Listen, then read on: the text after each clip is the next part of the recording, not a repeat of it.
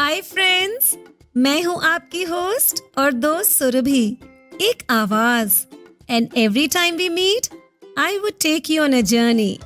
एक कहानी नई पुरानी। और आज की कहानी है अल्लाह मियाँ का घोड़ा। शाम का वक्त था। हसन मियाँ आंगन में कुर्सी पर बैठे चाय का मजा ले रहे थे।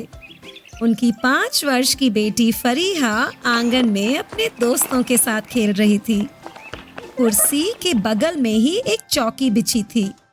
चौकी के कोने पर एक लालटेन और पास में ही कुछ अंग्रेजी, हिंदी और उर्दू की किताबें पड़ी थीं। लालटेन की रोशनी में कीड़े मकोड़े उड़ते मंडराते हुए नजर आ रहे थे। उन पतंगों के झुंड में कुछ टिड्डे भी थे। एक टिड्डा लालटेन के पास आता और फिर उड़ जाता।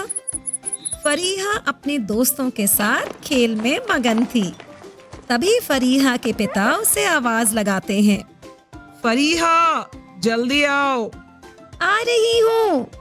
खेलते हुए ही फरीहा जवाब देती है। अपने दोस्तों को अलविदा कहकर फरीहा वापस आई।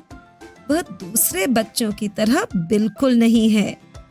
बड़े बूढ़े कुछ भी कहें तो वह ध्यान से सुनती है। घर के लोग तो कभी कभी कह भी देते कि फरीहा दादी अम्मा हो गई है।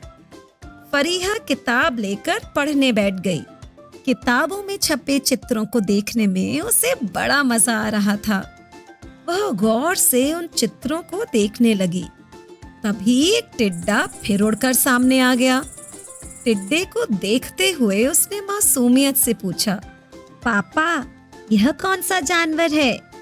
अरे वाह, आज तो मैं इसी की कहानी पढ़कर सुनाने वाला हूँ।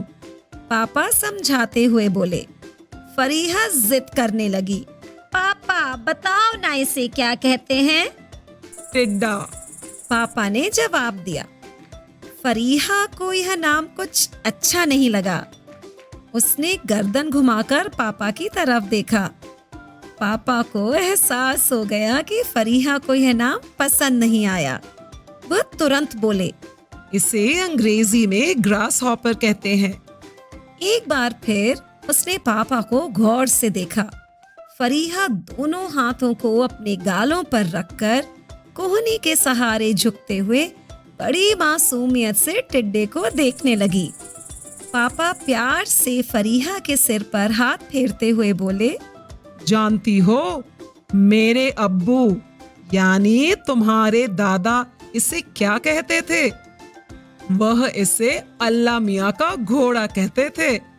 यह सुनकर फरीहा ने पहले पापा की तरफ देखा, फिर टिड्डे की तरफ देखते हुए हैरत से बोली, अल्लाह मियाँ का घोड़ा?